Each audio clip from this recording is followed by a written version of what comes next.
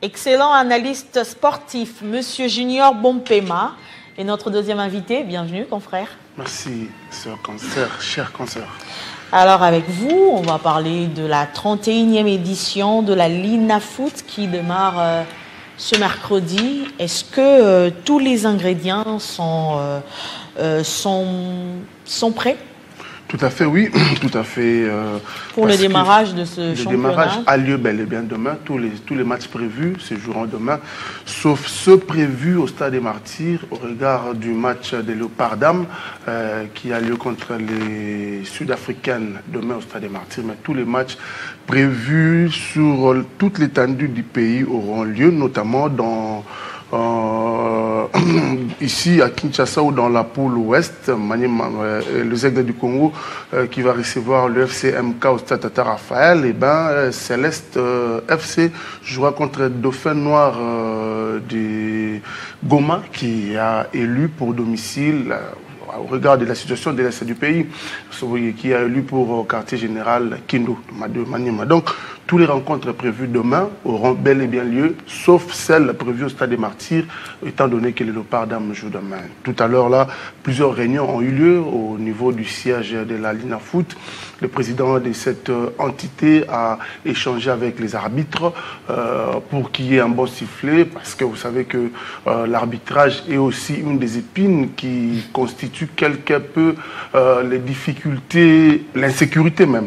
Alors si on a un bon sifflet, on est assuré de venir, d'amener même les enfants venir suivre le match avec madame, son épouse au stade. Donc le président a échangé avec eux. Il y a eu beaucoup de réunions, les réunions techniques, les réunions d'organisation. Bref, demain, le championnat de la Linafoot, Illico Kachlik reprend. Alors, le championnat démarre demain, mais la FEDCO se sont lésés. Pourquoi l'organisateur n'a pas pris en compte ces revendications? La DEFCO, l'association des dirigeants du football du Congo, une association que je respecte, parce qu'il faut le dire, ce président des clubs dépense énormément de l'argent pour l'encadrement de la jeunesse. Malheureusement, ils ne sont même pas accompagnés par le gouvernement. C'est ça. Bon, les revendications, est-ce maintenant qu'il faut parler des revendications? Nous sommes à la veille du démarrage du championnat, mais il y a toujours possibilité, même à la deuxième journée, ils peuvent toujours échanger. Ce sont des partenaires. La FECOFA, la Linafoot, les deux entités ne peuvent pas exister s'il n'y a pas de club. Il n'y a pas de fédération sans club. Il n'y a pas de fédération sans ligue. Donc, et les ligues ne peuvent exister que s'il y a des clubs. Et je pense qu'il est tout à fait légitime que la DEFCO pose un certain nombre de préalables, mais que ce soit aussi dans les règles. Je connais le président Lambert Ossango qui est un député national, le secrétaire général Guy Mafouta qui est un secrétaire qui est aussi un député national. Bref, il y a des messieurs qui méritent respect dans cette association. Mais bon, le championnat démarre déjà demain. Je pense qu'il y aura toujours lieu qu'il y ait un échange beaucoup plus élaboré, beaucoup plus convivial entre les parties, FECOFA, Linafoot et les clubs. Question d'avoir une très très belle saison parce que ça ne peut bien se passer qu'ici s'il y a l'harmonie. Alors, le coup d'envoi sera lancé demain alors que le FC Aigle du Congo, champion de la dernière édition, n'a pas encore reçu son trophée. Qu'est-ce qui se passait? Madame Grace, vous savez que la saison passée, c'est l'une... D'ailleurs, quand on vient ici, chez notre ami Christian Boucaille, on essaie un peu d'élargir le champ, quoi. Donc, ça a été une saison très très compliquée et c'est peut-être l'une des saisons depuis ma jeune carrière de journaliste sportif que j'ai jamais vécu. Il y a eu beaucoup de problèmes posés par certains dirigeants, il y a eu plusieurs arrêts et finalement le championnat n'a pas connu sa fin normale. Et à la fin du championnat, il y a le problème, Mazembe pose problème. Les Aigles étaient déjà sacrés champions, mais Mazembe est allé au TAS. Il fallait régler ces problèmes. Mazembe n'est pas allé seulement au TAS, et Mazembe est allé et au TAS et à la CAF. Pour preuve, les Aigles, Lupopo, Maniema Union et Simba étaient enregistrés, mais se sont vus être sortis de la fenêtre censée leur accorder la possibilité d'enregistrer le jeu. Donc tous ces problèmes-là ont fait que d'abord, même eux, les équipes, les Aigles malheureusement ont été éliminés premiers de tous les représentants de la RDC aux interclubs. Cette jeune équipe qui est pleine de promesses, qui produit un grand spectacle, en tout cas avec une organisation en interne qui laisse à aimer, quoi. Mais Cela n'a pas pu avoir lieu tout de suite, mais il faut quand même dire que les Aigles du Congo ont déjà perçu leur cagnotte des champions. Il reste à organiser une cérémonie. C'est juste le trophée qu'ils n'ont pas. Ah, c'est juste le trophée. Il reste à organiser avec le sponsor du championnat une cérémonie au cours de laquelle, ou une soirée au cours de laquelle il y aura les remises pour les awards et tout. Donc, en fait, il y a beaucoup de choses qui n'ont pas été organisées, hormis la remise du trophée, mais la cagnotte des champions, les Aigles du Congo, gardent déjà dans leur compte. Alors, quelles sont les innovations prévues par l'organisateur de cette saison? La première innovation, il faut d'abord parler du respect des règlements. Le respect des règlements vous donne la possibilité d'avoir un champion sur le terrain, comme nous avons connu cette saison, les Aigles du Congo, qui a surclassé tous ses adversaires, il faut le dire. Cette jeune équipe qui n'a à peine que 2 ans, être sacré champion au milieu du TP Mazembe, Lupopo, V-Club, DCMP, ça veut dire que le règlement est respecté. C'est d'abord ça, il faut d'abord, et il y aura d'abord le respect, et puis surtout le respect du calendrier. Malheureusement, le Congo, c'est pays continent. Déjà, pour l'entame ici, il y a déjà l'équipe de Sangabalende qui dit avoir réservé les billets, mais dans une compagnie aérienne où il n'y a pas de place. Donc déjà, il y a possibilité, il y a risque de report. Maniema Union, Simba et puis Lupopo jouent leur match retour des interclubs africaines, alors qu'ils sont déjà programmés pour jouer. Ils vont demander très certainement les reports pour préparer surtout Maniema et Simba qui n'ont pas fait de très très bons résultats. Oui, justement, vous avez parlé de l'organisateur qui est prêt, tous les ingrédients réunis, mais quelle est la santé de ces équipes?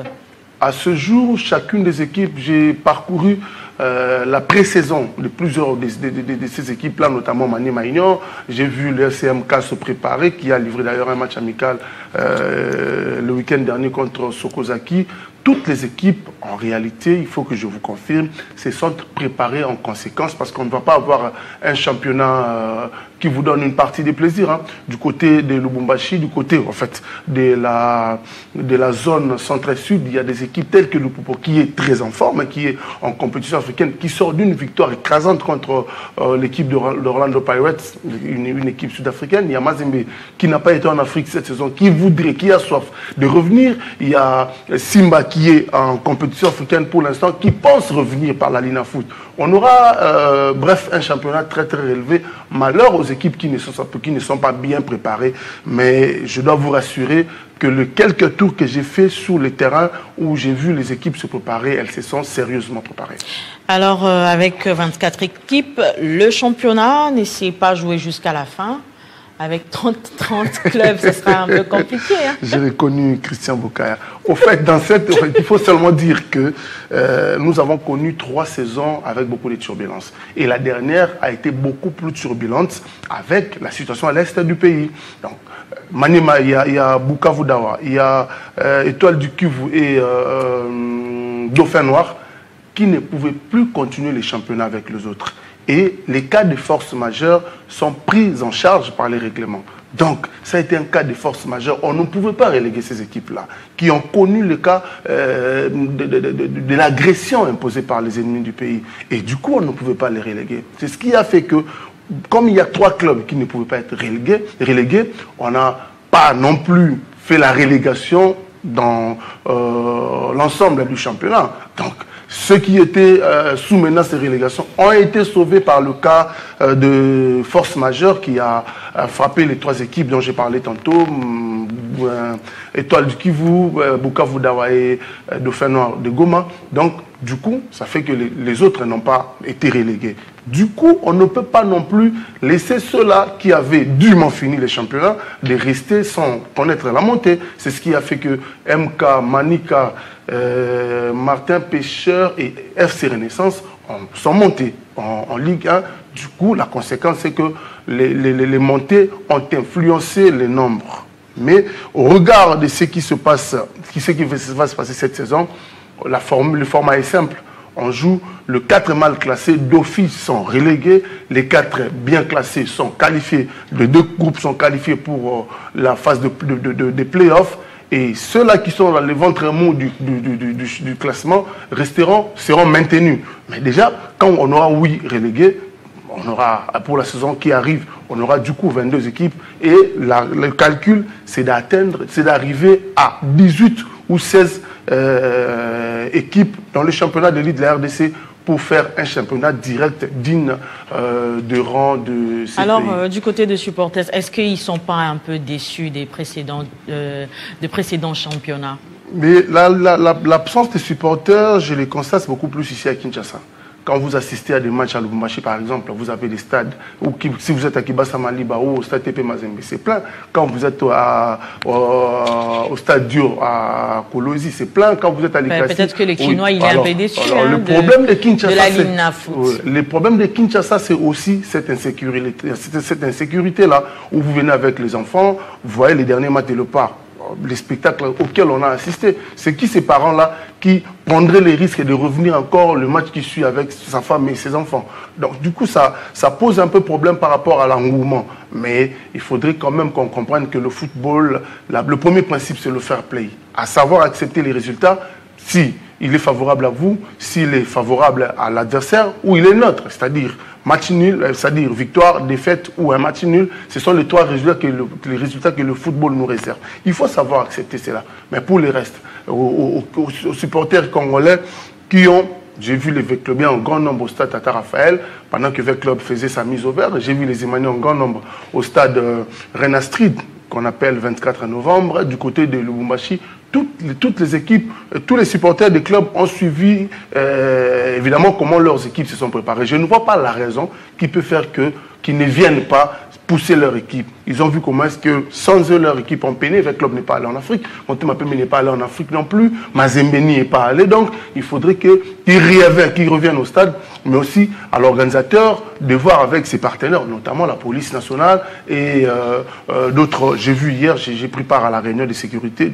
Avec la commission de sécurité, il y a eu la justice militaire et puis la commission de sécurité, également la police. C'est à cela d'assurer bien sûr la sécurité des biens et des personnes dans les installations sportives afin que, quand je rentre, je viens croiser Madame Grasse, je lui dis, mais vous pouvez venir avec papa parce que la sécurité est assurée. Et Madame Grasse va raconter.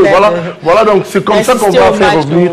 Ouais, c'est comme Kinshasa. Ouais, c'est aussi, mais il y a aussi un aspect, c'est que les équipes doivent faire boucher double, de manière qu'il y ait cette concurrence-là. Moi, je me souviens quand nous étions encore gosses, déjà dans les entraînements, pendant les recrutements, il y avait déjà de l'adversité. On parlait, Veclob disait au Sommitel, Montemapeme disait au Sommitel, les gens venaient tout simplement parce qu'ils ont entendu parler des noms.